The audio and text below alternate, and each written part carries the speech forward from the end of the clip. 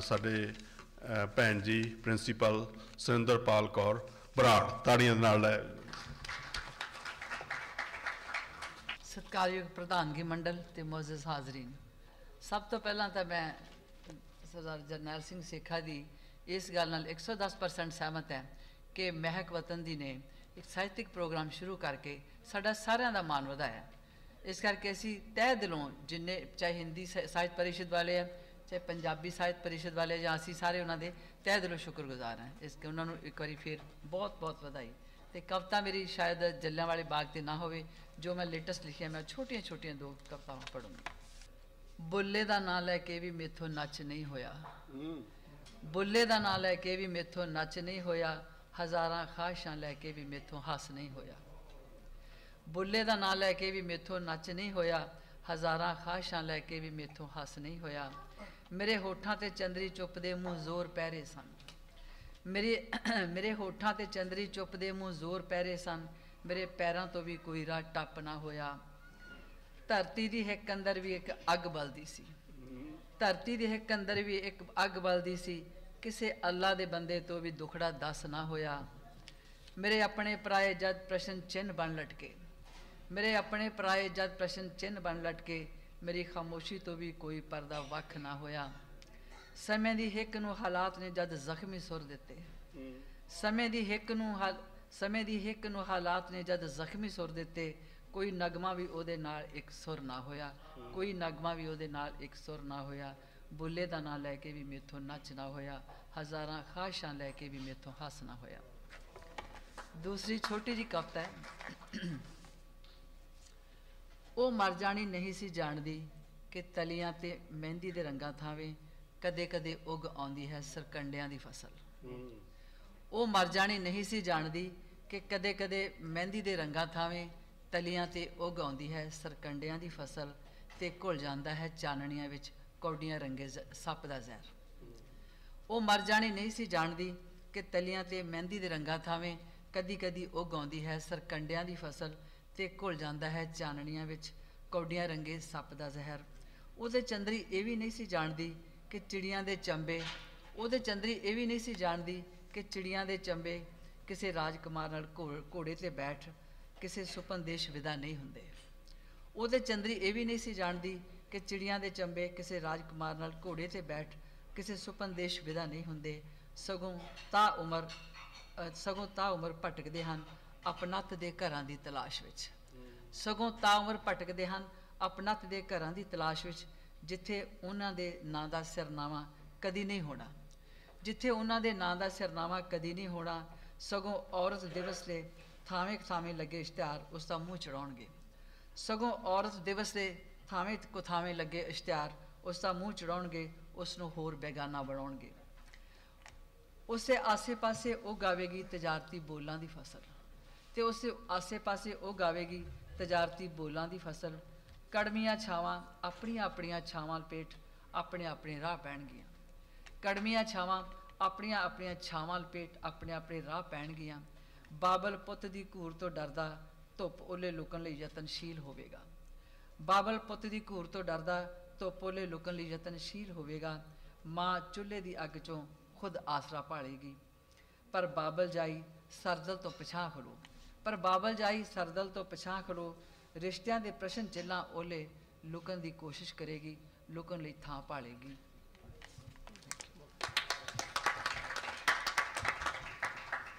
ਧੰਨਵਾਦ ਭੈਣ ਜੀ। ਮੈਂ ਇੱਕ ਬੇਨਤੀ ਕਰਦਾ ਵੀ ਆਪਾਂ ਇੱਕ ਨਜ਼ਮ ਸੀਮਤ ਰੱਖੀਏ, ਸਾਡੇ ਕੋਲ ਲੇਖਕ ਕਾਫੀ ਨੇ ਤੇ ਜਿਹੜੀ ਟਾਈਮ ਬਹੁਤ ਸੀਮਤ ਆ। ਤੇ ਹੁਣ ਮੈਂ ਅਗਲੇ ਲੇਖਕ ਜਿਨ੍ਹਾਂ ਨੂੰ ਤੁਹਾਡੇ ਨਾਲ ਜਿਨ੍ਹਾਂ ਦੀ ਮੁਲਾਕਾਤ ਕਰਾਉਣ ਜਾ ਰਿਹਾ ਉਹ ਨੇ ਨਦੀਮ ਪਰਮਾਰ, ਜਿਨ੍ਹਾਂ ਬਾਰੇ ਮੇਰਾ ਖਿਆਲ ਆ ਕੋਈ ਵੀ ਸ਼ਬਦ ਕਿਹਾ ਛੋਟਾ ਪੈ ਜਾਊਗਾ। ਨਦੀਮ ਜੀ ਆਓ ਜੀ। ਕਮਲਜੀਤ, ਬਹੁਤ ਬਹੁਤ ਧੰਨਵਾਦ ਤੇਰਾ ਸੱਦਣ ਦਾ, ਬਹੁਤ ਬਹੁਤ ਮੁਬਾਰਕਾਂ ਤੈਨੂੰ ਇਸ ਫੰਕਸ਼ਨ ਲਈ। ਮੈਂ ਕਦੀ ਵੀ ਕਿਸੇ ਵਿਸ਼ੇ 'ਤੇ ਨਹੀਂ ਲਿਖਿਆ, ਮੇਰੀ ਗਜ਼ਲ ਦਾ ਮੌਜ਼ੂ ਹੈ। ਮੈਂ ਉਰਦੂ ਦੀ ਤੁਹਾਨੂੰ ਰਵਾਈ ਸੁਣਾਉਣਾ।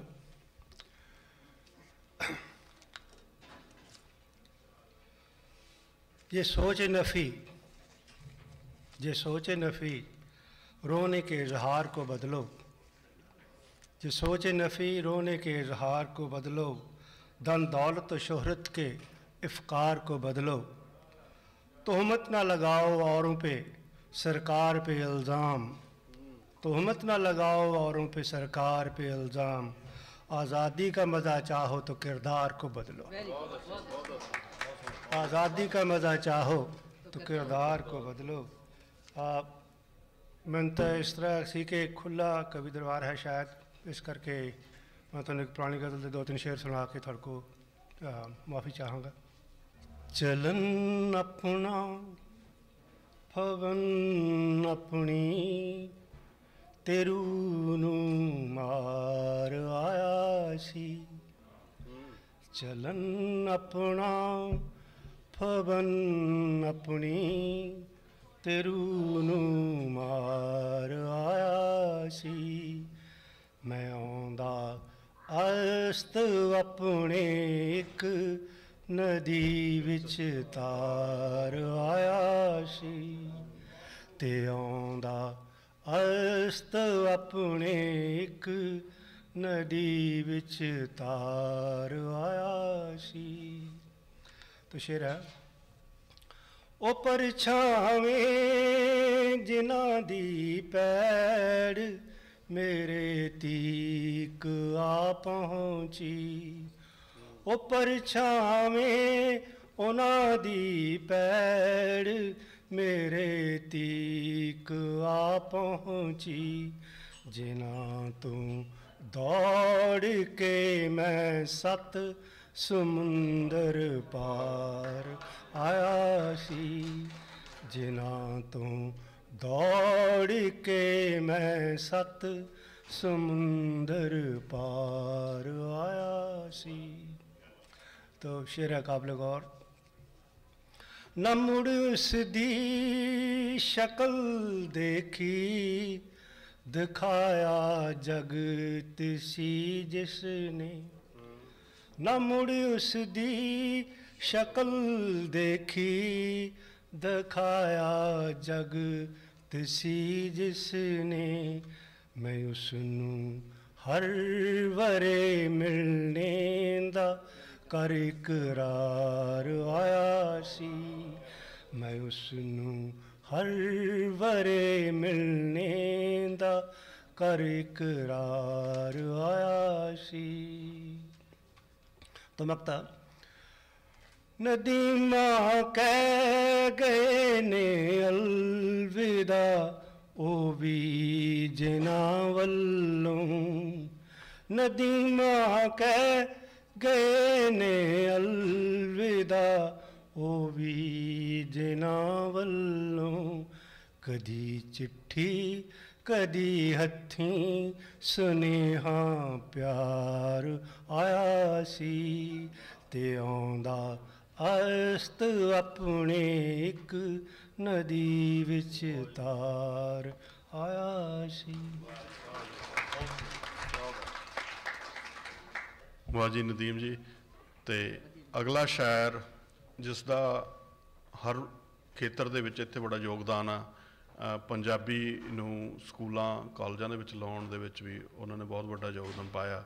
ਹੁਣ ਤੁਹਾਡੇ ਸਾਹਮਣੇ ਆ ਰਹੇ ਨੇ ਸਾਧੂ ਬਿਨਿੰਗ ਜੀ। ਸਾਧੂ। ਸ਼ੁਕਰੀਆ ਮੋਹਨ ਗਿੱਲ ਜੀ। ਕਮਲਜੀਤ ਥਿੰਦ ਹੋਰਾਂ ਦਾ ਇਹਨਾਂ ਸਾਰੀਆਂ ਕੋਸ਼ਿਸ਼ਾਂ ਲਈ ਬਹੁਤ ਬਹੁਤ ਧੰਨਵਾਦ ਤੇ ਇਹਨਾਂ ਨੂੰ ਬਹੁਤ ਬਹੁਤ ਮੁਬਾਰਕਾਂ। ਜਲਿਆਂਵਾਲਾ ਬਾਗ ਉਸ ਸਦਭਾਵਨਾ ਦਾ ਪ੍ਰਤੀਕ ਹੈ ਜਿਸ ਲਈ ਕੋਸ਼ਿਸ਼ ਕਰਨੀ ਅੱਜ ਵੀ ਉਨੀ ਜ਼ਰੂਰੀ ਹੈ ਜਿੰਨੀ ਪਹਿਲਾਂ ਸੀ। ਸਾਨੂੰ ਨਸਲ, ਧਰਮ ਤੇ ਜਾਤ ਪਾਤ ਵਰਗੀਆਂ ਹੱਦਾਂ ਤੋਂ ਉੱਪਰ ਉੱਠ ਕੇ ਦੁਨੀਆ ਭਰ ਦੇ ਲੋਕਾਂ ਨਾਲ ਮੋਢਾ ਜੋੜ ਕੇ ਚੱਲਣਾ ਚਾਹੀਦਾ, ਜਿਹੜੇ ਇਸ ਖਤਰਨਾਕ ਪੂੰਜੀਵਾਦ ਆਰਥਿਕ ਢਾਂਚੇ ਨੂੰ ਬਦਲਣ ਦੀ ਕੋਸ਼ਿਸ਼ ਕਰ ਰਹੇ ਆ। ਇਹ ਆਰਥਿਕ ਢਾਂਚਾ ਸਮੁੱਚੀ ਮਨੁੱਖਤਾ ਲਈ ਤੇ ਸਾਡੀ ਧਰਤੀ ਵਾਸਤੇ ਹੁਣ ਸਭ ਤੋਂ ਵੱਡਾ ਖਤਰਾ ਬਣ ਚੁੱਕਿਆ। ਇਸ ਦਾ ਬਦਲ ਜ਼ਰੂਰੀ ਹੈ ਤੇ ਅਜੋਕੇ ਸਮੇਂ ਦੀ ਮੰਗ ਹੈ। ਸੋ ਜਿਹੜੇ ਲੋਕ ਇਹ ਕੋਸ਼ਿਸ਼ਾਂ ਕਰਦੇ ਆ, ਉਹ ਮੈਂ ਸਮਝਦਾ ਵੀ ਆ ਜਿਹੜੀ ਅੱਜ ਦੀ ਜਾਂ ਬਾਅਦ ਦੇ ਵਿੱਚ ਹੋਣ ਵਾਲੀ ਗੱਲਬਾਤ ਵੀ ਇਹ ਉਸੇ ਪਾਸੇ ਕਦਮ ਹੈਗੇ ਆ। ਮੈਂ ਤੁਹਾਡੇ ਨਾਲ ਇੱਕ ਛੋਟੀ ਆਪਣੀ ਨਜ਼ਮ ਤਕਰੀਬਨ 40 ਸਾਲ ਪਹਿਲਾਂ ਦੀ ਲਿਖੀ ਸਾਂਝੀ ਕਰਨ ਲੱਗਾ। ਕੁਝ ਤਰੀਕਾਂ ਨਜ਼ਮ ਦਾ ਨਾਂ ਆ। ਯਾਦ ਰੱਖਣਾ ਹੈ 31 ਜੁਲਾਈ 1940 ਦਾ ਦਿਨ। ਯਾਦ ਰੱਖਣਾ ਹੈ 31 ਜੁਲਾਈ 1940 ਦਾ ਦਿਨ। ਯਾਦ ਹੈ ਜਿਵੇਂ ਮਹਾਨ 23 ਮਾਰਚ, ਜਦ ਹਿੰਦੁਸਤਾਨ ਦੀ ਜਵਾਨੀ ਦਾ ਰੱਸਾ ਪਿਆ ਸੀ ਤੇ ਡੋਲਿਆ ਸੀ ਹੱਥ ਜਲਾਦ ਦਾ।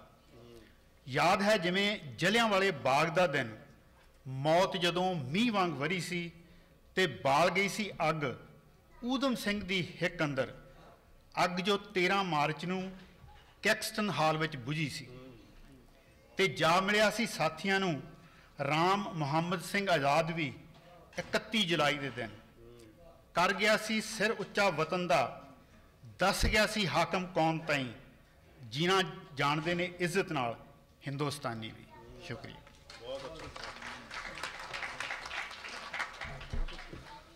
बहुत अच्छा संक्षेप ते टू दी पॉइंट।